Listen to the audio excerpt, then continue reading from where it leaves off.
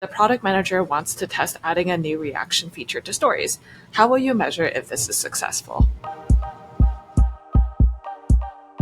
Hi everyone, we're here today with Apurva for another data science mock interview.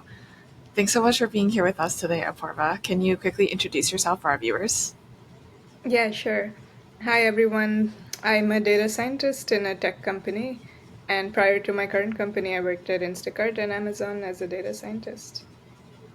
Awesome. Okay, so I'm excited to hear your insights on today's question. If you're enjoying this video, you can watch dozens more of videos like this at tryexponent.com. Check out our real interview questions with full written solutions. Over 1 million people use Exponent to ace their interviews in product management, software engineering, engineering management, machine learning, data science, and much, much more. Get started for free at tryexponent.com. All right, so our question today is, you work in a social media company and the product manager wants to test adding a new reaction feature to stories.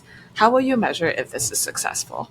So I think first of all, running an experiment is probably the best way to test if such a change is successful. Um, and I'll follow an experiment framework for that.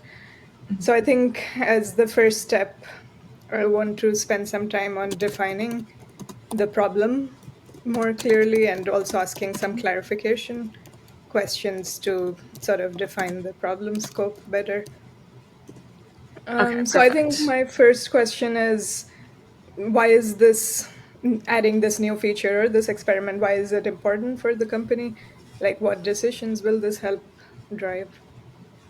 Well, I'd actually love to hear your insights on this. Can you imagine why it would be useful to run this experiment, from a product perspective? Yeah, sure. So I think thinking about this feature, um, I think by introducing this new reaction feature, users will probably be more engaged with stories. They'll probably interact if they like using this feature, they'll probably interact more with their connections, and that should also lead them to being more engaged with the app in general. Like they might also create more stories just to use this reaction feature, for example, and eventually that should lead to them being more connected with their friends and connections, as well as spending more time on the app in general. And I think this ties well with the primary mission of most social media companies, which is typically to improve connection among people and sort of like bring the world closer together.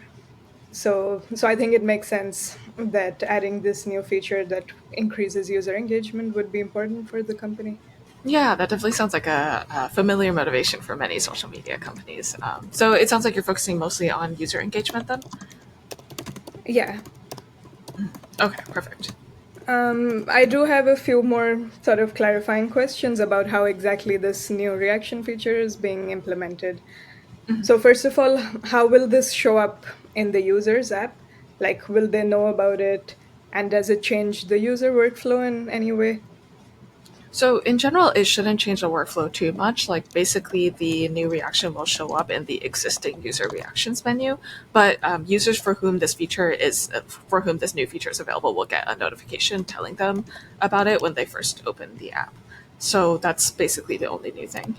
Okay. Um, okay, yeah, that makes sense. Then I also want to ask, is this feature meant for all users? Like, for example, I think on most social media platforms, I can think of two types of users. Like, one could be regular users who have a connection of friends or followers, and usually it's sort of mutual. Like, if you're following someone, they're also most likely following you back. But then there's also another type of user, which is more like a celebrity user, where they may have a lot of followers, but they probably don't follow as many people back. So, is this reaction feature meant for both of these types of users, or is it, or do you think it's better to focus on one of these types of users? And also, in terms of, is are there any restrictions on app versions or platforms? Yeah, so right now you can assume that we're not putting any restrictions on the type of users that this feature will be available to, so no restrictions on specific app versions or platforms or user segments. However, I am interested in hearing your insights about how we might assess the impact of this new feature for different user segments later on. Yeah, I think, as I mentioned, I feel like if since we've said that the objective is to sort of bring users together and lead to higher engagement, I think it's the regular users who'll probably get more benefit from this app, because I think with celebrities, it's probably maybe like more of a one-way interaction, and also Right. um, yeah, like regular users may not even interact too much with on celebrity stories. So yeah, I think I would definitely sort of look at these two user groups separately, with more of a focus on the regular user. Right. Okay. So that sounds like a good thing to look into later on. But before we get into that, I'd love to hear if you have ideas about what kinds of metrics you want to measure. Yeah. um Sorry, I'm just writing down some notes. No worries. Take your time.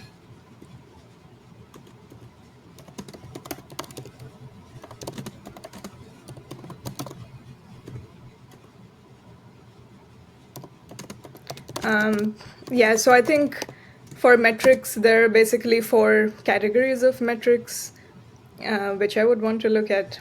So that's the North Star metric, which is sort of like a longer term success metric, which should tie to the overall company's goals, which in this case would be engagement or user connectivity. Then we have the primary success metric, which is sort of a more immediate metric, which can help us more directly measure the impact of this new reaction feature. Then there's secondary metrics, or first guardrail metrics, which are basically metrics which we want to make sure we don't inadvertently hurt. And then finally, the fourth category is secondary metrics, which are basically if we're interested in learning some like or helping understand some secondary questions about this feature, we can think of some metrics to measure in that category. So I'll just go through each of these categories and maybe define one to two key metrics in each category. Do you think that's a reasonable approach? Okay. Perfect. Yeah. Let's list them out. Okay, yeah, I'll just also write this down.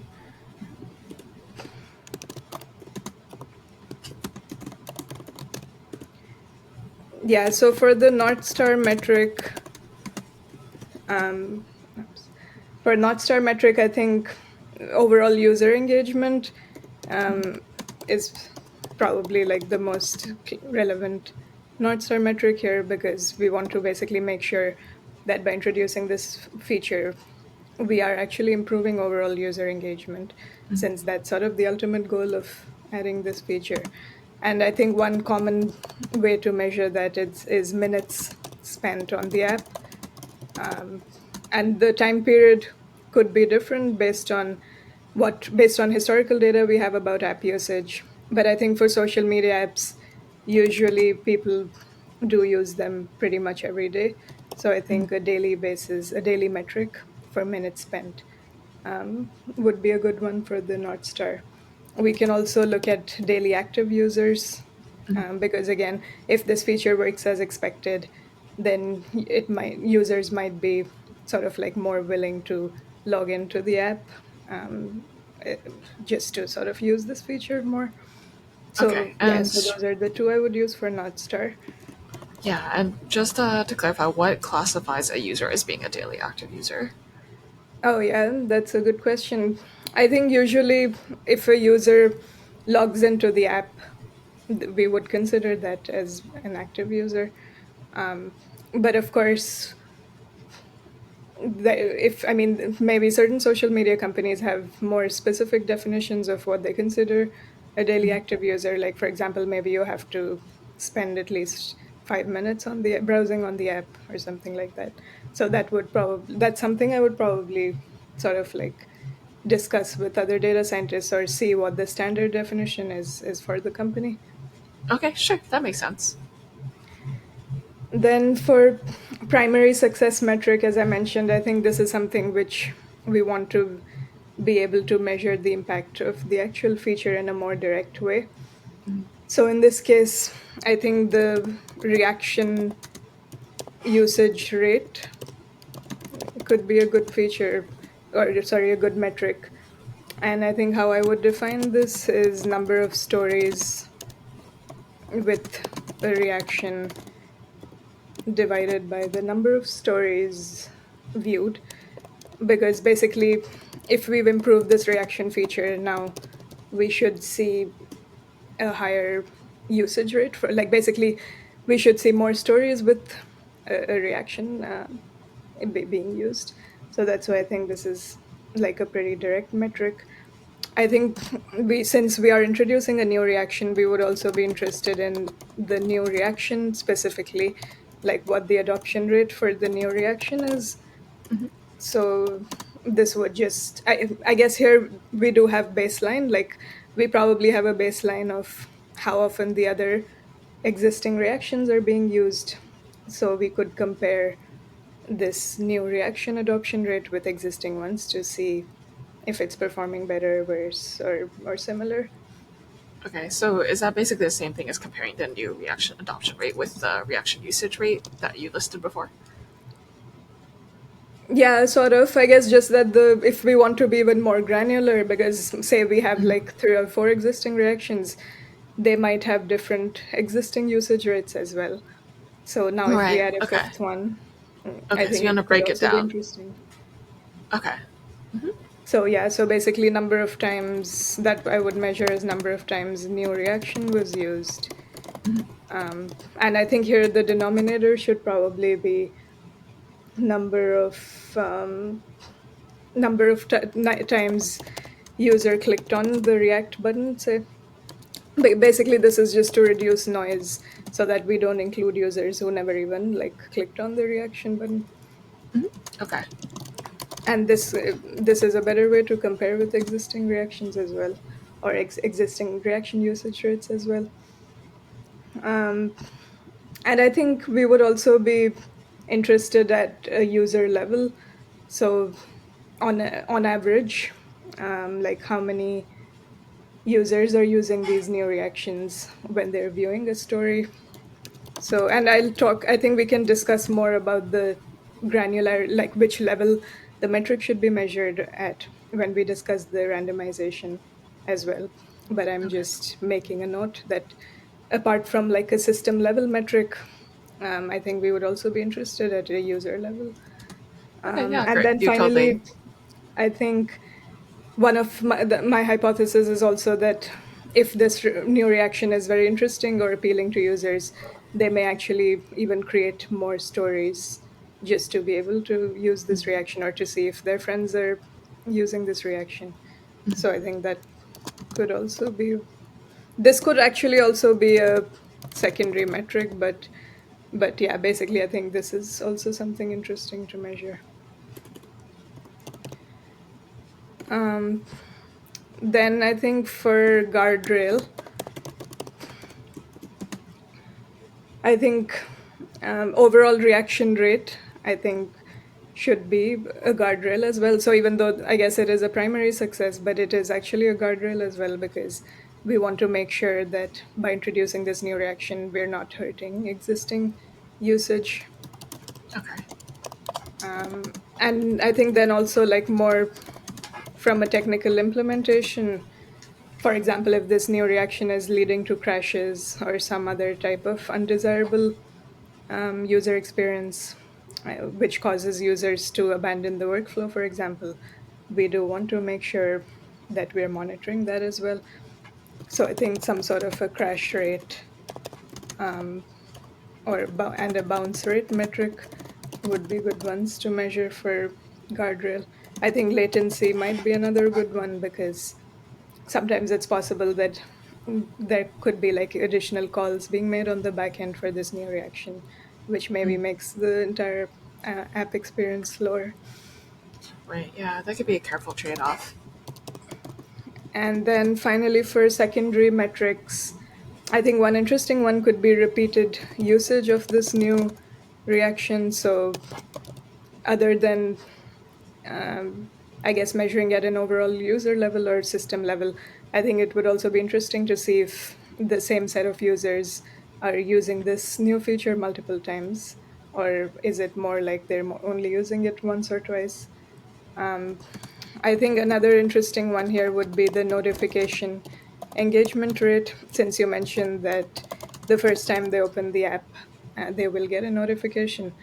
So I think just seeing like, are users even like looking at the notification, or after the notification, are they actually going, trying and looking at the new reaction, like basically trying out the feature.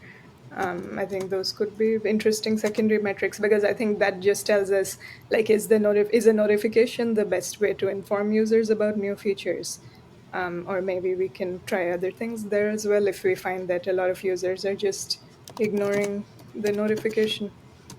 Right, and I guess that helps you disentangle between the effects of the notification versus the new feature itself. Sorry. Yeah, that makes sense because I guess it helps you disentangle Oh, yeah. between the Yeah. effects of the notification versus the Yeah. feature itself.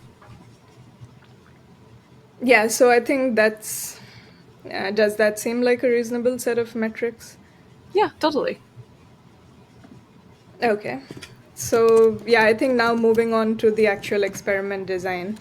I think, as I mentioned, the randomization unit, I think for this experiment in particular, is pretty important because, and I think this is true for a lot of new features, especially when it comes to social media apps or networks, is that if you have a user who's in the treatment group, which means they do have this new feature, this new reaction, but if in their network some users are not in treatment, which means if we randomize at a user level, then it's possible that there could be some friends or followers in your network who don't have the new reaction, and that could lead to sort of like weird inconsistencies where like maybe you send the reaction to them but they actually don't see it, or something like that. And that also violates one of the key um, principles of experimentation, which is the sutra principle, or the sutra assumption, which basically stands for stable unit treatment variance assumption. And basically, one of the conditions for that is users in treatment, their or the experience of users in treatment shouldn't be affected by whether other users are in treatment or control. But in this case, because multiple users are connected together, that assumption is actually violated, and that can lead to biased results. So that's why I think in this case we can't really randomize it at a user level. Okay. Yeah, Um, that's a pretty important consideration because we have like so many network effects here.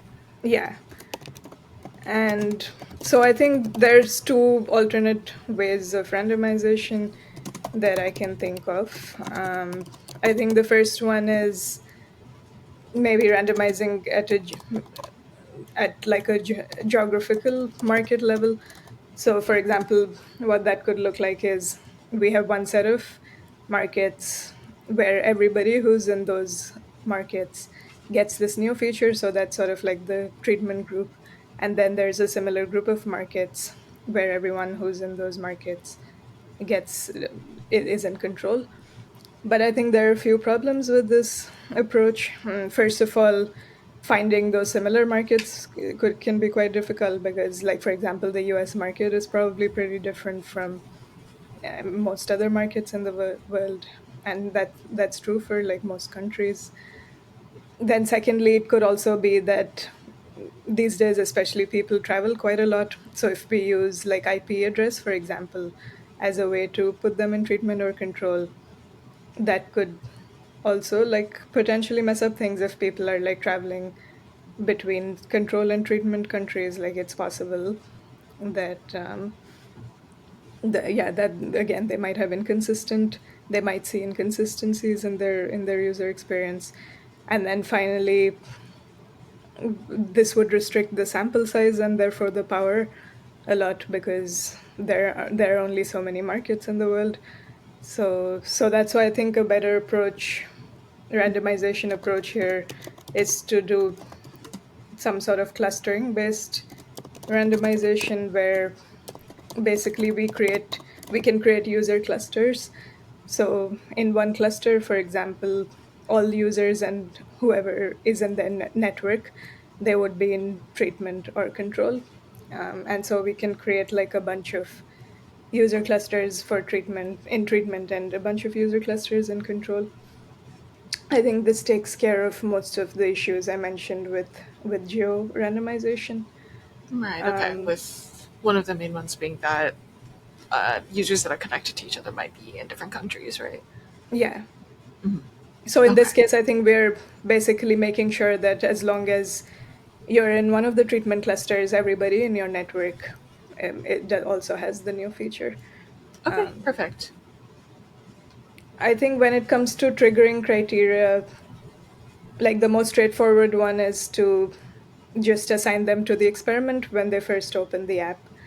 Mhm. Um, but there could still be some noise from users who actually maybe they don't even have any stories available to view.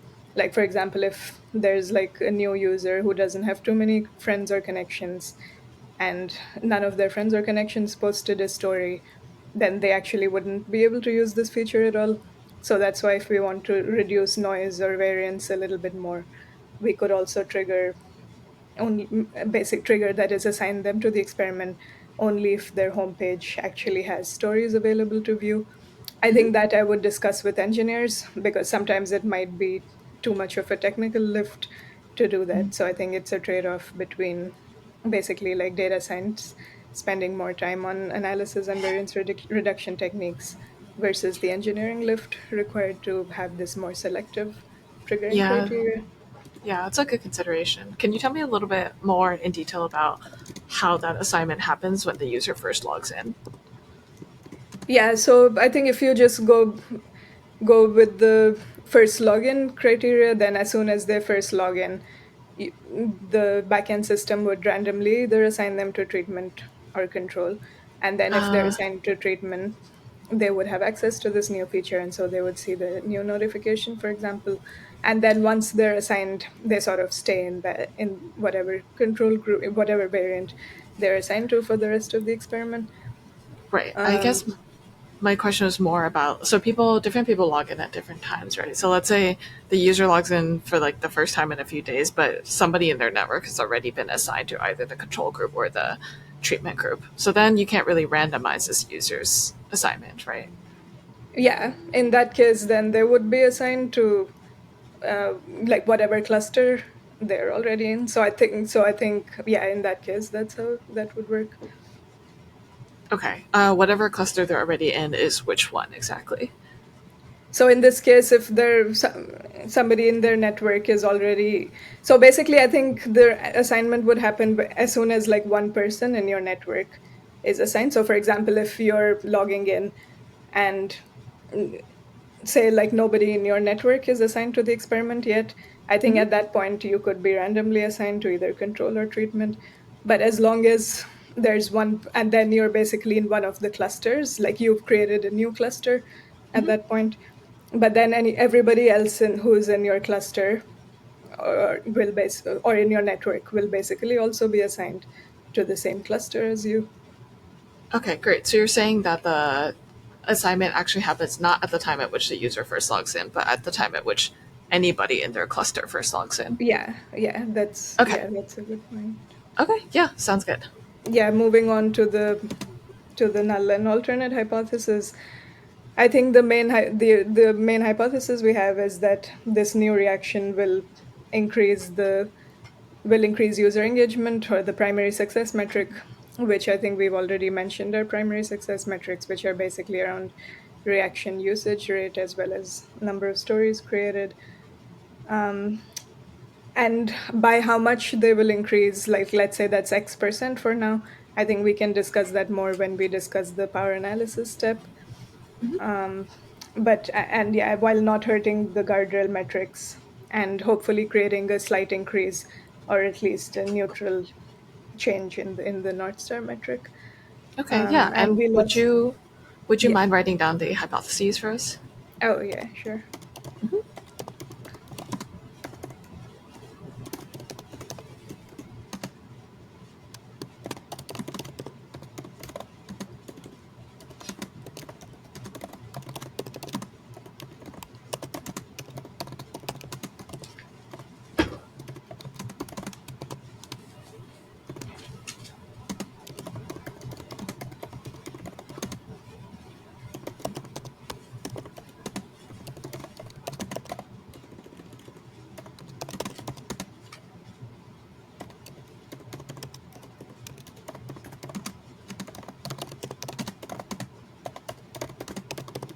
Yeah, so I think that's sort of the main hypothesis.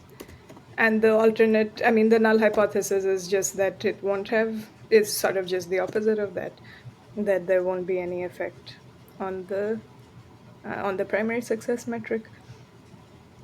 And we'll also measure the secondary metrics to sort of like learn more about this new feature. Okay, perfect. So now that you have your hypotheses, how do you plan on actually testing them? Yeah, so I think at this point, it depends. So I think most big companies these days have experimentation platforms. So basically the selection of the statistical test, I think, is usually handled automatically by the experimentation platform, which I think is would be the case here as well.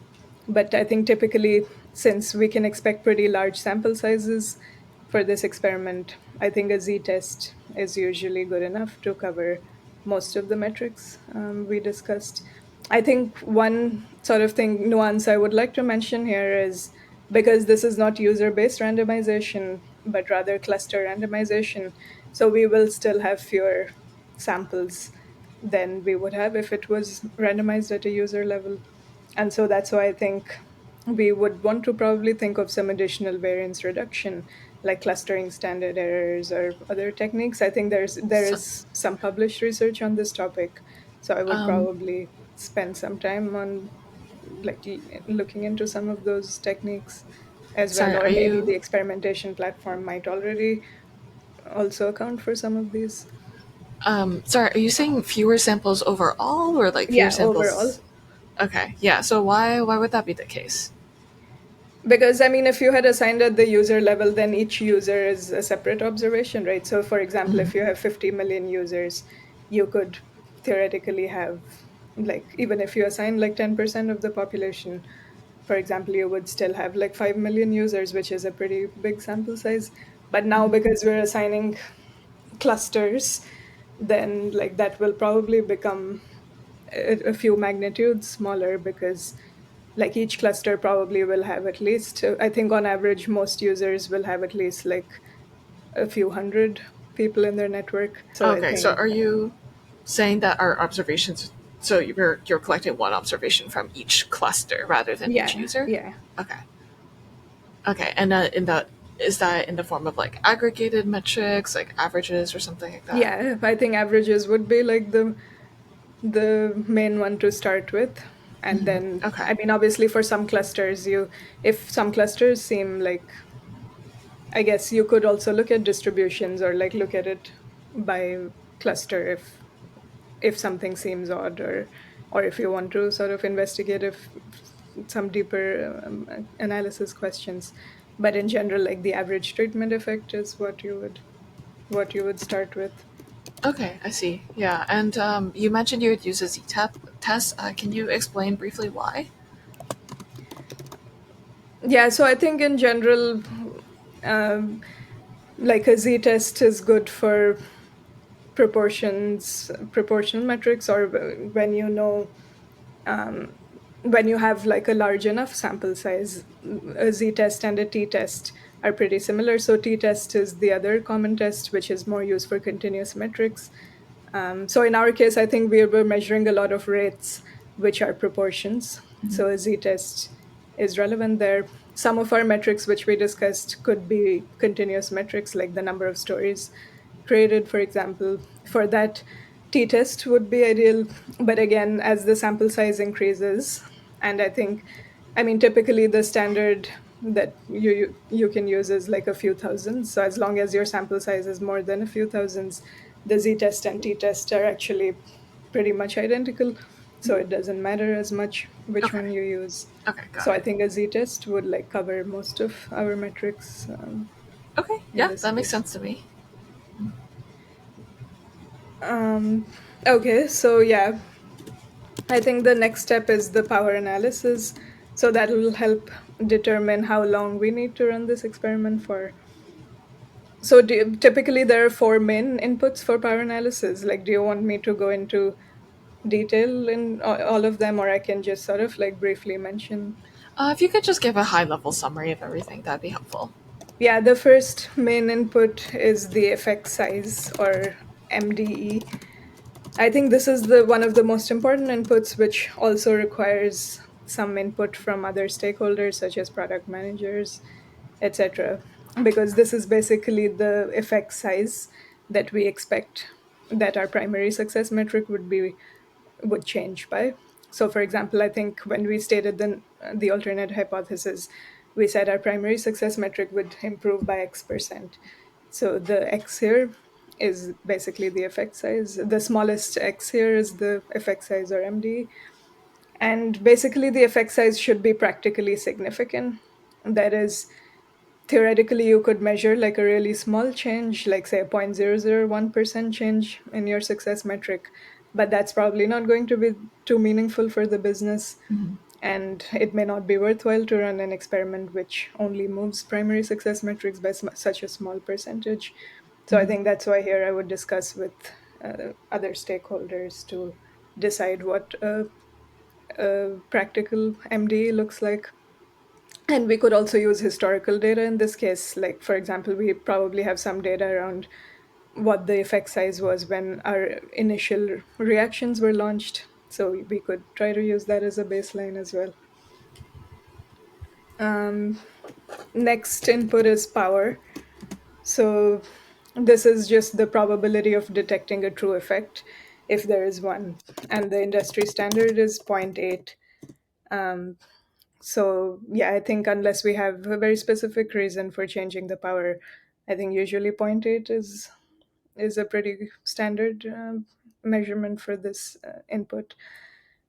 Then the next one is significance level, or alpha,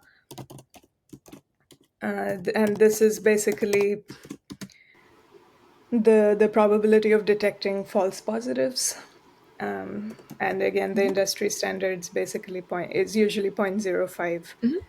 which, so basically, if you increase alpha, um, that means you're increasing the, or I guess the way to understand alpha is, you're okay with the possibility that 5% of the times your test might say that there is an effect, but there actually isn't. So 5% of the times you might have false positives in your results. Is is the denominator on that over all results or only over positive results? It's the false positive. So false positives is like the number of positives that are false out of all positives, right? Yeah. Yeah. Hmm. Yeah, so again, like usually 0.05 is the standard. So I think unless we want to be like very, if we want to be extra careful about not Hmm. detecting any false positives, then we would reduce alpha. Okay. Yeah. But otherwise, we would just keep it at 0.05. Hmm. Um, and then variance is, yeah, so variance is just how much variation there is in the data, and that's typically estimated using historical data for the main metrics of interest. Hmm. And yeah, there are variance reduction techniques we can use, because reducing variance basically increases the power of the test. So typically we would input all of these into a sample size calculator, and then that would give us the sample size needed, given the MD power and other parameters. And then once we have the sample size, we can then estimate the duration of the experiment needed to get the sample size. And that would again be based on traffic, like historical traffic data, like how many users do we typically see, how many active users do we typically see per day. Hmm. We can estimate based on that. But there are some other factors to consider as well when determining the duration. I think the main one is seasonality or variability in the metric. So for example, users' behavior might be quite different on weekdays Hmm. versus weekend. So Right. we want Okay. to probably run the test for at least 1 week to ensure that we capture this variability. Okay. Um, and oh yeah, one other important thing I think is the app adoption. So if this is a client change, for example, then it might be the case that users need to download or install the latest version of the app, in which case it might take us some time for this new client version to get enough adoption. So we probably want to account for that as well when we're deciding how long to run the test for. Okay, awesome. So this sounds like a really detailed power analysis. Let's say you've done the power analysis and you're running the test now. I'm curious how you would go about analyzing the test results. Yeah, so I think assuming that everything looks fine, I think we would first of all just look at overall metrics, so like the average treatment effect overall for all our metrics. Um, and then I think there could be some trade-offs. So then we would probably discuss some trade-offs, but also another way to sort of gain a better understanding of why certain metrics move the way they did could be to look at more granular user segments. So, for example, I think one user segment we talked about was celebrities versus regular users, but some other ones might be new versus tenured users. I think that could be interesting because for a new user, like all the reactions are basically new to them, whereas for tenured users, maybe they're already accustomed to using certain reactions, so they may not even notice this new reaction. So I think that could be an interesting segment to look at. I think infrequent versus frequent users maybe is another one, because like some segment of users who are very frequent users of the app, or like so-called super users, they might be like a more influential segment. Like, for example, if that segment is using this reaction a lot more, like we might still consider rolling out the new reaction, even if in general we don't see that much usage in the infrequent users. um, so yeah, I think some of these segments can also help determine what the next steps would be. And also in the trade-off discussion, which for trade-off discussions I would typically again involve all the main stakeholders and sort of like talk through what the different options are, because I think some, like, it's not always necessary that the next step of the experiment is to like either launch or not launch. Like you could, for example, do like follow-up tests on certain segments, as I said, or maybe you want to like tweak the feature. Like, for example, in this case, if you notice that a lot of users are just ignoring the notification, so they're not even aware that this new feature exists, like maybe we could think about ways to improve awareness and launch a follow-up test there. So yeah, I think those would be like a few of the considerations I would think about. Okay, amazing. Yeah, so I'm curious. We might have touched upon this a little bit, but like near when a new feature has been launched, sometimes the in the beginning of that feature being launched, users will engage with it a little bit differently from how they might later on. I'm wondering how you might be able to handle this. Oh yeah, so I think, yeah, novelty effect is definitely like a big consideration, and especially in these types of new user features.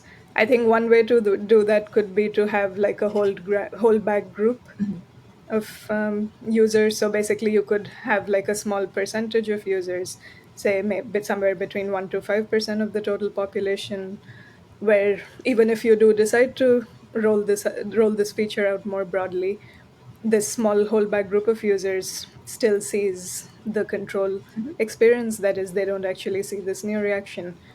And then you can let this holdback group stay for a few months.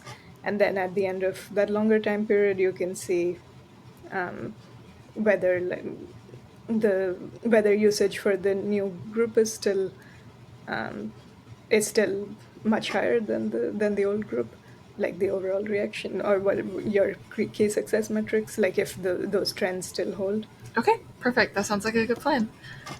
Um,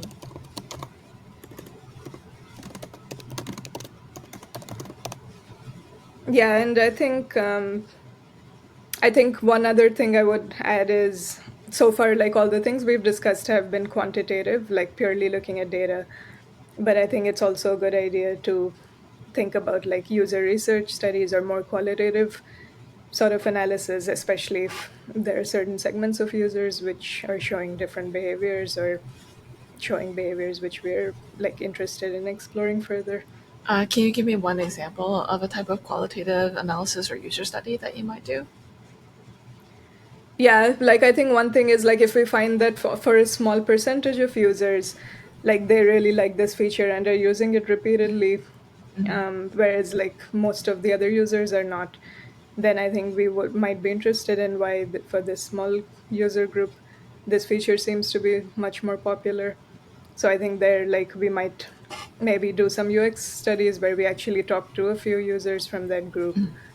Um, yeah, I think that's one example. Okay, amazing. So you did a fantastic job. I felt like this is such a detailed and well thought out answer. I think this is a great place for us to pause. So I'd love to hear from you if you were to analyze this interview as if you were the interviewer. What do you think went well, and what do you think you might change next time? Yeah, I think overall, I think following a structured framework, I think helped me in sort of like making sure that I was thinking about each step of the experiment Right. process. And also, hopefully, it was, I think it made the answer clearer Yes. and sort of like more structured. I think in terms of improvements, I mean, I feel like there's, especially with these types of experiments, I think there's like always details around like the implement and especially like the randomization as well as analyzing different user segments. So I feel like that sort of discussion, like we can have like a much deeper discussion, I think, if like given more time. Yeah, totally. And I felt similarly about the structure. I actually really liked the structure. I felt like it was super well organized and it follows very closely to what you would actually do as a data scientist on the job. So it was really helpful for both accuracy and clarity of your answer. I also really like that you pursued many different types of metrics, so not just ones that are like very directly related to the new feature that you're trying to implement, but also ones that are measuring like overall like product success. You know, because of course you don't want to like cause some unknown regression in a product in some unintended way. Um, yeah. As for things that I might consider changing, so I think you sort of touched upon this that this was an answer that had so many different like details to it. Sometimes it can help to just give like a quick explanation of like why or how you would implement something. So, for example, like why did you choose a z-test, or if you are planning on assigning users to different user clusters, how and when does that assignment happen? And also, I think it wasn't super clear until the end that the measurements that you're taking are going to be averaged over each user cluster rather than only taking individual samples from each user. But yeah, otherwise, like I felt Yeah. like this was such a complete and like well thought out answer. So thank you so much for coming here today to give us some insights on this question. Yeah. Thanks for having me. Yeah, and thanks everybody for watching. If you have an upcoming interview, good luck. Bye everyone.